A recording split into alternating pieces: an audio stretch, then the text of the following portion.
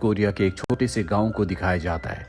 ये गांव बहुत ही खुशहाल होता है, लेकिन ये वो वक्त है जब नॉर्थ कोरिया और साउथ कोरिया की आपस में वॉर चल रही है और तभी प्लेन से इस गांव में बॉम्ब फेंके जाते हैं। इस गांव में एक परिवार होता है जिनकी एक छोटी सी 7 साल की बच्ची भी है जिसका नाम सिम है। सिम की मॉम उसे एक जगह ले जाती है और कहती है कि तुम यहीं पर रहना, जल्दी मैं वापस आऊंगी। और ये कहकर वो वहाँ पर सिम को छोड़कर चली जाती है। अब यहाँ पर नॉर्थ कोरिया की आर्मी आ जाती है जो सबको बंदी बना लेती है और कुछ लोगों को मार देती है। और ये लोग सिम को नहीं देख पाते। सिम वहीं पर अपनी मॉम का इंतजार करती रहती है, लेकिन 7 साल की इस बच्ची को नहीं पता कि उसकी मॉम अब इस दुनिया में नहीं रही। वहीं दूसरी तरफ हमें टर्की में एक आदमी, एक सोल्जर को दिखाया जाता है जिसका नाम रॉकी है। रॉकी की एक गर्लफ्रेंड भी है जो उससे बहुत प्यार करती है। और अब रॉकी को उसके सीनियर ऑफिसर अपने पास बुलाते हैं और कहते हैं कि साउथ कोरिया ने हमसे मदद मांगी है, इसीलिए हमें अपनी आर्मी को वहाँ पर भेजना है और हम चाहते हैं कि तुम भी वहाँ पर जाओ। और अब रॉकी को वहाँ जाना होगा। हालांकि उसकी गर्लफ्रेंड ऐसा नहीं चाहती और वो उसे समझाता है कि हमारे देश को हमारी ज़रूरत है और हमारे देश की ज़रूरत है साउथ कोरिया को। और अगली सुबह वो अपनी बटालियन के साथ साउथ कोरिया के लिए निकल पड़ता है। ये दरअसल समंदर का सफ़र करके साउथ कोरिया पहुंचेंगे। और जब ये अपने रूम में होते हैं तभी उसके रूम में बहुत सारी चींटियां आ जाती हैं, लेकिन रॉकी उन चींटियों को नहीं मारता बल्कि उन्हें खाना देता है। और यहाँ हमें पता चलता है कि रॉकी एक रहमदिल इंसान है। कभी वो जंग के फेवर में नहीं है, लेकिन अब क्योंकि उसके देश ने उसे जंग पर भेजा है तो उसे जंग लड़नी होगी। अगली सुबह इनका शिप साउथ कोरिया पहुंच जाता है जहां पर सब इनका स्वागत करते हैं। साउथ कोरिया में इन्हें बताया जाता है कि नॉर्थ कोरिया ज़बरदस्ती इनके बॉर्डर के अंदर घुसता जा रहा है, वो इनके ऊपर हमला कर रहा है। इसीलिए साउथ कोरिया को अपने देश को बचाने के लिए दूसरे देश की आर्मी की हेल्प की ज़रूरत है। और अब ये सब के सब अपनी अपनी बटालियन के साथ, अपने अपने ग्रुप के साथ बॉर्डर्स की तरफ निकल पड़ते हैं। रास्ते में दिखाया जाता है जहां पर नॉर्थ कोरिया ने हर जगह तबाही मचा रखी होती है, लोग बेघर हो गए होते हैं। अब लगातार आगे बढ़ने के बाद एक जगह सब के सब रुकते हैं जहां पर रॉकी का दोस्त उसका साथी उसे बताता है कि अमेरिका से अभी खबर आई है, जल्द ये जंग खत्म होने वाली है और हम सब के सब अपने घर जल्दी वापस चले जाएंगे। और तभी यहाँ पर नॉर्थ कोरिया के जहाज़ इनके ऊपर हमला कर देते हैं जिससे यहाँ बहुत तबाही होती है। इनका कम्युनिकेशन सिस्टम पूरी तरह से तबाह हो जाता है, जिसका मतलब ये है कि ये यहाँ से किसी से भी कांटेक्ट नहीं कर सकते। साथ ही बहुत सारे सोल्जर्स भी मारे जाते हैं और रॉकी किसी तरह से अपने 2 साथियों के साथ बचकर यहाँ से निकल जाता है। ये जीप से अब शहर की तरफ जा रहे हैं ताकि अपने सीनियर से कांटेक्ट कर सकें। पर इससे पहले कि शहर तक पहुँचते एक बार फिर से नॉर्थ कोरिया के कुछ सोल्जर्स इनके ऊपर हमला कर देते हैं, लेकिन ये कई सोल्जर्स को मारकर अपना सफ़र अब पैदल ही आगे तय करते हैं। और जब ये लगातार आगे बढ़ रहे होते हैं तभी ये उस गांव तक पहुंच जाते हैं जिस गांव के ऊपर इस कहानी की शुरुआत में नॉर्थ कोरिया ने हमला किया था, जहां पर 7 साल की बच्ची सिम है। वो अब भी अपनी मॉम की बॉडी के सामने बैठकर रो रही होती है। रॉकी उसे देखता है तो समझ जाता है कि उसका परिवार अब इस दुनिया में नहीं रहा। वो अपना हाथ उसकी तरफ बढ़ाता है और सिम उसके गले से लग जाती है। इसके बाद रॉकी उस 7 साल की बच्ची सिम को अपने साथ अपने कैंप में ले आता है, जहाँ पर उसका साथी पूछता है क्या ये साउथ कोरिया की है या फिर नॉर्थ कोरिया की। रॉकी कहता है कि इस बात से हमें कोई फ़र्क नहीं पड़ना चाहिए, ये सिर्फ एक मासूम बच्ची है। वहीं हमें रॉकी की कंट्री टर्की में दिखाया जाता है जहां पर उसकी गर्लफ्रेंड न्यूज़पेपर पढ़ती है, जिसमें ये न्यूज़ होती है कि नॉर्थ कोरिया और साउथ कोरिया की जंग खत्म हो चुकी है और जितने भी सोल्जर्स यहां से साउथ कोरिया गए हैं वो जल्द से जल्द वापस आ जाएंगे। ये खबर पढ़ने के बाद उसे तसल्ली होती है, लेकिन सच्चाई कुछ और ही है। भी नॉर्थ कोरिया साउथ कोरिया के ऊपर हमला कर रहा होता है। वहीं हमें रॉकी को दिखाया जाता है जहां वो अपनी पूरी की पूरी बटालियन के साथ बॉर्डर की तरफ जा रहा होता है और तभी कुछ चाइनीज सैनिक इनके ऊपर हमला कर देते हैं, क्योंकि चाइनीज इस जंग में नॉर्थ कोरिया का साथ दे रहे होते हैं। और अब रॉकी देखता है कि यहाँ पर सिम की जान खतरे में है, इसीलिए ज़िंदगी में पहली बार वो किसी को मारने का फैसला करता है और बड़ी चालाकी से वो यहाँ पर एक ब्लास्ट करता है, जिसके बाद सबके सब सोल्जर्स चाइनीज सैनिकों को मार देते हैं। और इस पूरी मुठभेड़ में रॉकी बुरी तरह से जिसके बाद सबके सब सोल्जर्स चाइनीज सैनिकों को मार देते हैं। और इस पूरी मुठभेड़ में रॉकी बुरी तरह से जख्मी हो जाता है, उसे हॉस्पिटल ले जाया जाता है। और जब सुबह उसे होश आता है तो वो देखता है कि सिम ने उसका हाथ पकड़ा हुआ है। उसका साथी उसे बताता है कि रात भर सिम उसका हाथ पकड़कर इसी तरह बैठी रहे, जो सुनकर वो बहुत ज़्यादा इमोशनल हो जाता है। सिम को वैसे भी वो बहुत प्यार करता है। और अब साउथ कोरिया के सीनियर ऑफिसर्स रॉकी को अपने पास बुलाते हैं और उसे कहते हैं कि तुमने हमारे देश की रक्षा की और अब तुम हमारे देश की बच्चियों का भी ध्यान रख रहे हो, लेकिन हम तुम्हारे ऊपर ये बोझ नहीं डालना चाहते, इसीलिए तुम इस बच्ची को हमारे हवाले कर सकते हो। रॉकी कहता है कि नहीं, मैं इस बच्ची का ध्यान रखना चाहता हूँ।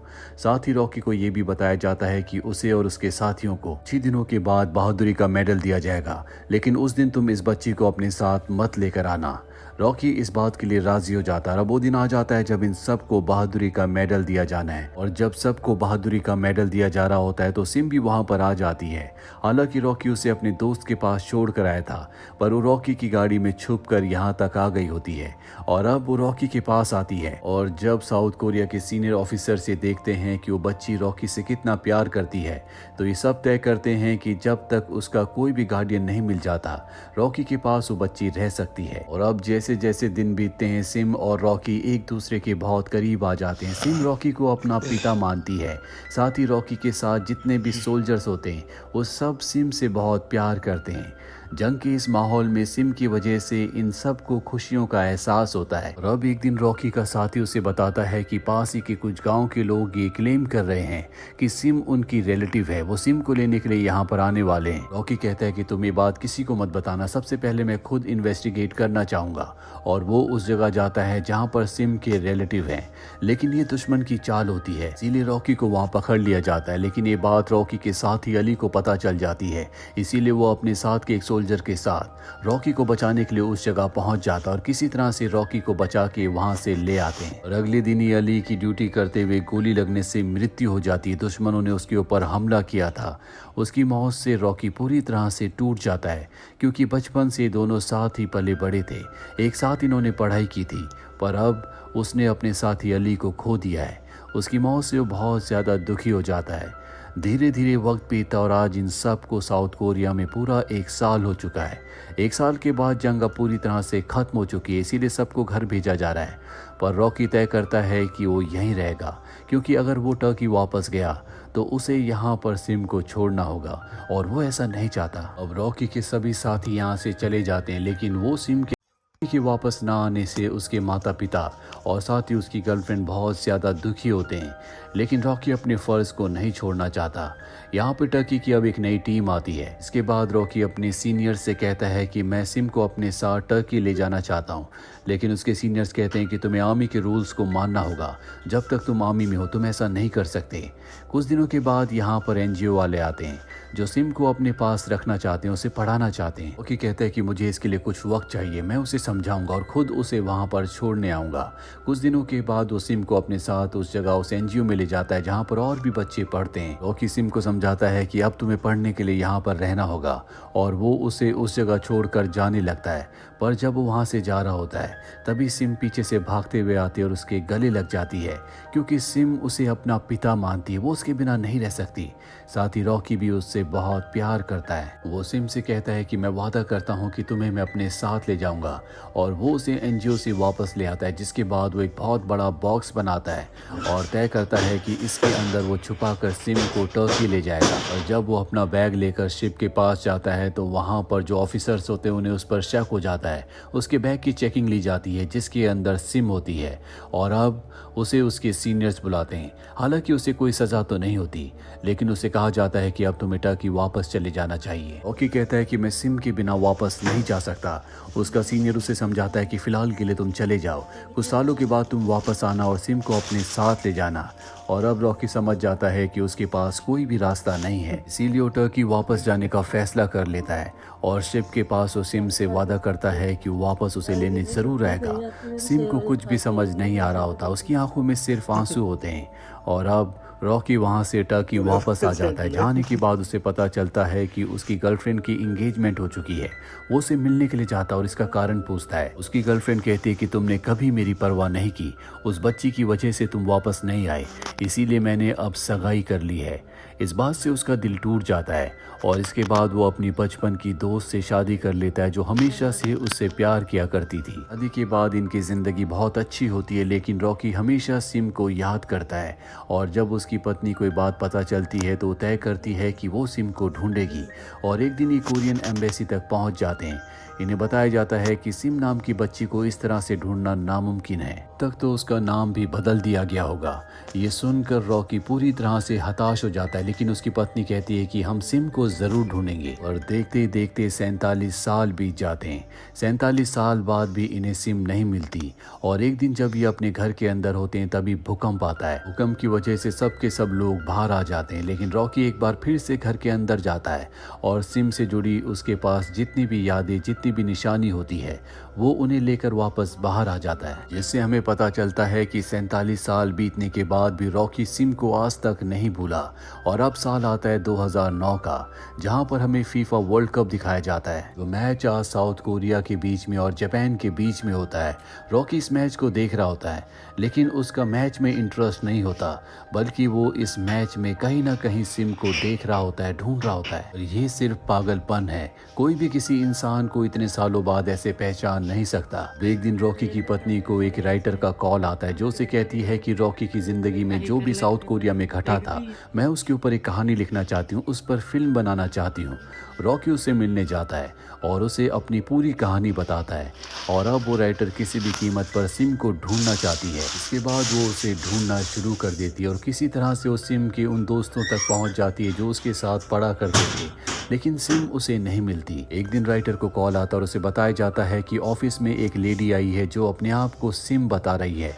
और जब राइटर उसके पास जाती है और उसे वो फोटोज दिखाती है जो रॉकी ने उसे दी थी, उन फोटोज को देखकर उसकी आंखों में आंसू आ जाते हैं।